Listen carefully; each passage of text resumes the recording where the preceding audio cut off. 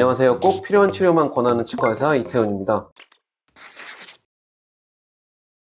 다른 치과에서 아랫니 임플란트 할 때 꼭 뼈 이식을 해야 된다고 하던데 여기는 왜 안 하나요? 수많은 분들의 임플란트 수술을 해드리면서 들었던 질문 중 하나입니다. 뼈 이식은 임플란트를 식립할 때 뼈가 부족할 때 시행하는 술식입니다. 잇몸뼈의 양이 충분하지 않을 경우 제대로 고정되지 않을 수 있게 하는 술식인데요. 물론 뼈 이식이 필요할 수도 있겠지만 필수는 아닙니다. 그렇다면 왜 위와 같은 질문들을 그렇게 많이 하시는 걸까요? 곰곰이 생각해보니 임플란트 가격을 덤핑 가격으로 30만 원대에 광고하는 곳들을 보면 수지타산을 맞추기 위해 필요하지도 않은 뼈 이식을 필요하다고 하는 것이 아닌가 하는 의심이 들었는데요. 이번 영상에서 딱 말씀드리겠습니다. 앞으로 말씀드릴 3가지를 제외하고 뼈 이식을 받지 않으셔도 됩니다. 자, 첫 번째, 잇몸뼈가 얇아진 경우.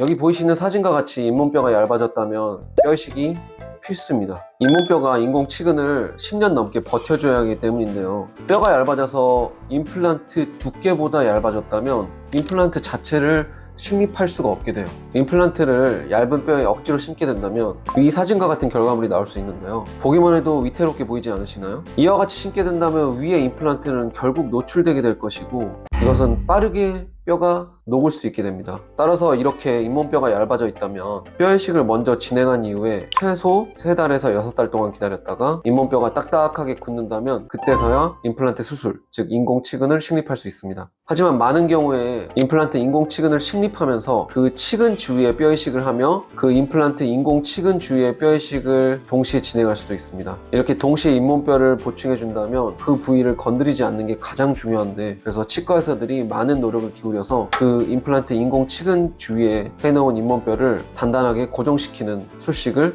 같이 진행하게 됩니다. 자, 두 번째, 잇몸뼈가 전체적으로 가라앉은 경우. 장기간 치아를 소실한 채로 방치하시거나 장기간 틀니를 사용하셨을 경우에 잇몸뼈 전체가 수직적으로, 즉 높이, 고경이 낮아졌을 수 있는데요. 이러한 경우에 광범위한 뼈 이식이 필요하고 1년에서 2년까지 걸릴 수도 있습니다. 특히나 이것은 일반 치과의사가 행하는 술식 중에 가장 난이도 높은 술식 중 하나인데요. 수직적으로 가라앉은 뼈를 뼈 이식을 통해서 만든다는 것은 정말 어려운 일이고 난이도가 높습니다. 이 경우엔 얇은 잇몸뼈 혹은 치조골을 반으로 장작 패듯이 나눠서 그 사이에 잇몸뼈를 채워 넣거나 뼈대 자체를 높이는 구조물을 설치해야 될 수도 있습니다. 또한 이 경우에는 임플란트 회사에서 나온 인공뼈가 아닌 본인의 뼈를 이식해야 될 수도 있습니다. 이러한 과정은 20-30년 동안 임플란트가 발전되어 오면서 많이 시행되었던 술식인데요. 이 방식은 여러 번의 수술과 여러 번의 통증, 높은 비용, 붓기, 실패 가능성이 모두가 동반되는 술식입니다.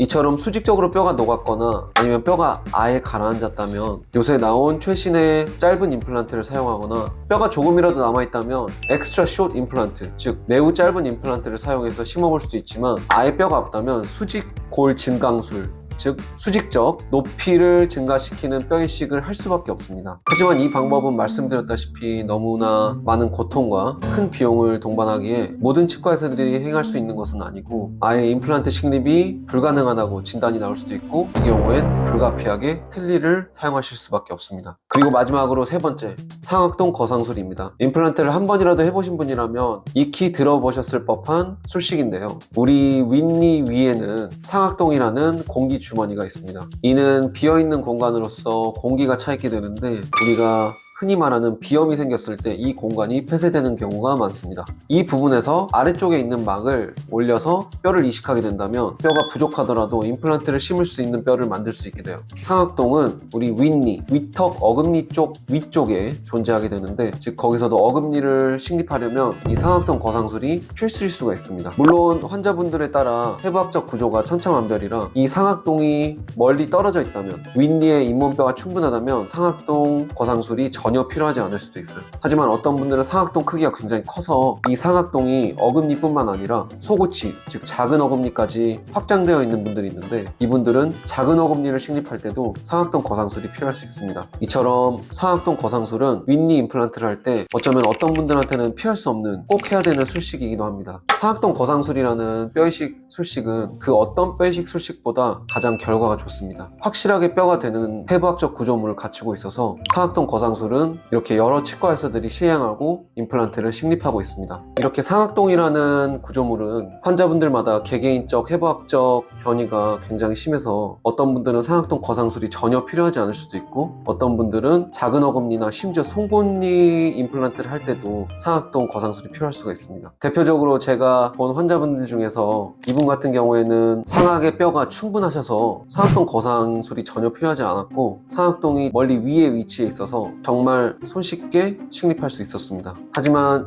이 다음 환자 같은 분 경우에는 상악동이 완전히 밑으로 내려와 있고 심지어 어금니, 뿌리까지 상악동 안으로 함입되어 있어서 굉장히 상악동이 아래로 내려와 있는 케이스였는데요. 이분은 작은 어금니 2개를 식립할 때도 약간의 상악동 거상술이 필요했습니다. 이렇게 상악동 거상술은 어떤 분들에게는 필요할 수도 필요하지 않을 수도 있는데 이렇게 엑스레이를 보시면 검은색 공간이 비어있는 공간인데 이것이 상악동이라는 구조물입니다. 그래서 이것이 큰 분들은 상악동 거상술이 필요할 수도 있고 이것이 작고 혹은 흰색 그물망 같은 이러한 구조물은 우리의 뼈인데 이 뼈가 크신 분들 혹은 두꺼우신 분들 위아래로 두꺼우신 분들은 상악동 거상술이 필요하지 않을 수 있습니다. 물론 윗니 임플란트를 할 때 상악동 거상술의 뼈이식만 필요한 건 아니에요. 아까 말씀드렸다시피 위턱뼈도 두께가 얇아져 있다면 두께를 늘리는 뼈이식이 필요할 수도 있습니다. 이처럼 다양한 경우에 뼈이식이 필요할 수 있지만 오늘 제가 말씀드린 바와 같이 크게 3가지 뼈가 얇아져 있을 때 뼈가 수직적, 즉 높이가 낮아져 있을 때 혹은 상악동 거상술이 필요할 때 이 3가지 경우가 뼈이식이 필요한 유일한 3가지 경우입니다. 어떻게 보면 되게 상식적인 얘기죠. 뼈가 얇아져 있으면 임플란트를 심을 수 없겠죠. 임플란트 자체에 두께가 있는데 그 임플란트 두께를 서포트하지 못할 만큼의 뼈가 없다면 즉 두께가 임플란트 두께보다 얇다면 당연히 못 심겠죠. 임플란트 길이가 있을 것인데 그 임플란트 길이보다 길이가 짧다면 심을 수 없겠죠. 그리고 상악동이 존재해서 그 공기 주머니에 임플란트를 심을 수 없기에 그 상악동이 크다면 상악동 거상술이 필요하겠죠. 이처럼 어떻게 보면 굉장히 상식적인 이야기지만 요새 하도 덤핑 치과가 많고 뼈이식으로 수가를 올리는 수법이 즐비하다 보니 이렇게 설명드리게 되었습니다.